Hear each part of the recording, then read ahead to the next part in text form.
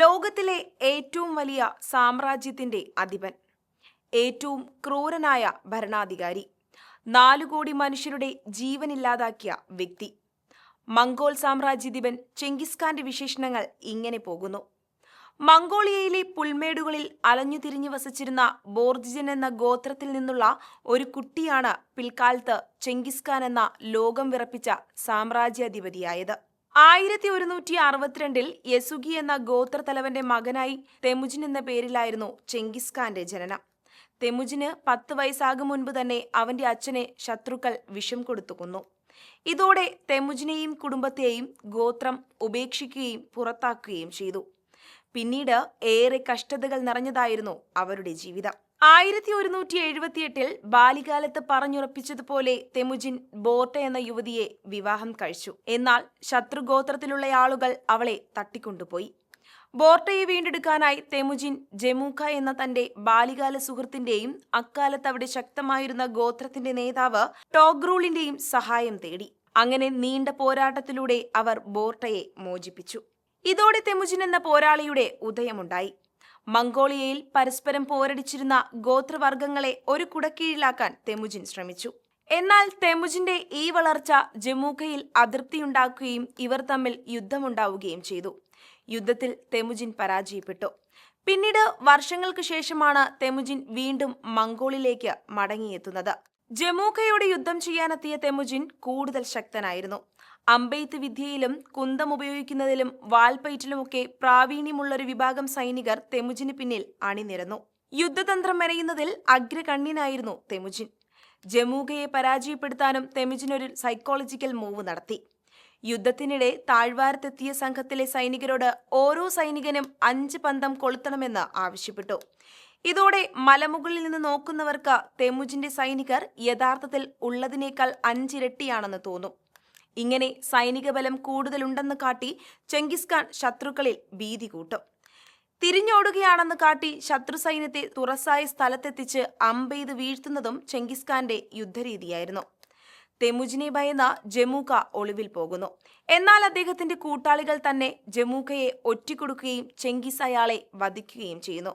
ശക്തരായ കുതിരപ്പടയാളികൾ, ചാരന്മാരെ ഉപയോഗിച്ചുള്ള വിവരശേഖരണം, കാലാൽപ്പട, വളരെ അച്ചടക്കമുള്ള സൈനിക യൂണിറ്റ് എന്നിവയൊക്കെ മംഗോൾ സൈന്യത്തിന്റെ പ്രത്യേകതകളായിരുന്നു. 1206 ലോകത്തിന്റെ ഭരണാധികാരി എന്നർത്ഥം വരുന്ന ചെങ്കിസ് ഖാൻ എന്ന പേര് തെമുജിൻ സ്വീകരിച്ചു. തുടർന്നങ്ങോട്ട് ലോകം കണ്ടത് ചെങ്കിസ് ഖാന്റെ പടയോട്ടങ്ങളാണ്. ചൈനയിലെ വടക്കു പടിഞ്ഞാറൻ മേഖലയിലേക്കായിരുന്നു ചെങ്കിസ് ഖാന്റെ ആദ്യ പടയോട്ടം. ചൈനീസ് ഭരണാധികാരികൾ പ്രതിരോധിക്കാൻ ശ്രമിച്ചെങ്കിലും ചെങ്കിസ് ഖാന്റെ ശക്തമായ സൈനിക ബലത്തിന് മുന്നിൽ അവർ പരാജയപ്പെട്ടു. പിടിച്ചടക്കുന്ന രാജ്യങ്ങൾ മുച്ചൂടും നശിപ്പിക്കുന്നതായിരുന്നു ചെങ്കിസ് ഖാന്റെ രീതി.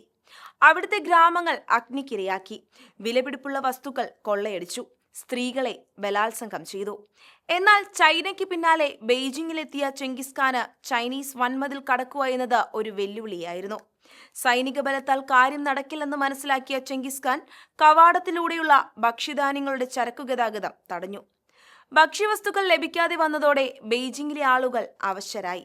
ഈ അവസരം മുതലാക്കി ചെങ്കിസ് ഖാൻ ബെയ്ജിങ്ങിലേക്ക് ആക്രമണം ആരംഭിച്ചു.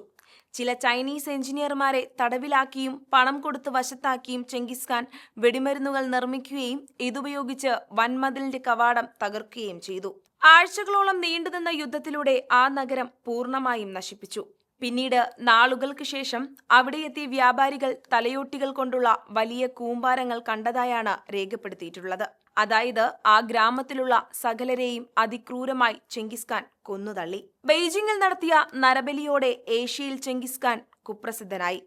പിന്നീട് Russia, Japan, Afghanistan, Iran, Iraq, Bulgaria, Hungary, Siberia തുടങ്ങിയ പലയിടങ്ങളിലും ചെങ്കിസ് ഖാൻ തന്റെ സാമ്രാജ്യം പടുത്തുയർത്തി. പേർഷ്യയിലും പിന്നീട് യൂറോപ്പിലേക്കും അയാൾ തന്റെ സാമ്രാജ്യം വ്യാപിപ്പിച്ചു.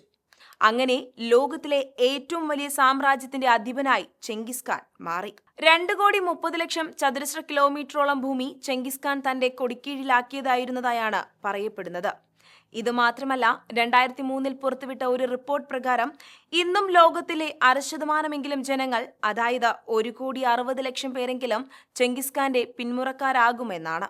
ജീവിച്ചിരുന്നപ്പോൾ കാട്ടിയ ക്രൂരതകൾ മാത്രമല്ല, ചെങ്കിസ് ഖാന്റെ മരണവും ഏറെ ചർച്ച ചെയ്യപ്പെടുന്ന ഒന്നാണ്. 1227 ചെങ്കിസ് ഖാൻ മരണപ്പെട്ടുവെന്നാണ് കരുതപ്പെടുന്നത്. ചെങ്കിസ് ഖാൻ കുതിരപ്പുറത്തു നിന്ന് വീണ് മരിച്ചുവെന്നും യുദ്ധത്തിൽ പിടിച്ച ഒരു രാജകുമാരിയുടെ ആക്രമണത്തിൽ കൊല്ലപ്പെട്ടുവെന്നും വാദമുണ്ട്. അതല്ല, ചൈനക്കാരുമായുള്ള യുദ്ധത്തിൽ അമ്പേറ്റുണ്ടായ മുറിവ് പഴുത്താണ് മരണം സംഭവിച്ചതെന്നാണ് മറ്റൊരു വാദം. ചെങ്കിസ് ഖാന്റെ മൃതദേഹം വലിയ നിധിശേഖരത്തോടൊപ്പം മംഗോളിയയിൽ എവിടെയോ അടക്കം ചെയ്തുവെന്നാണ് വിശ്വാസം. എന്നാൽ നൂറ്റാണ്ടുകൾ ഇത്ര കഴിഞ്ഞിട്ടും ആ ശവകുടീരം എവിടെയാണെന്നത് കണ്ടെത്തിയിട്ടില്ല.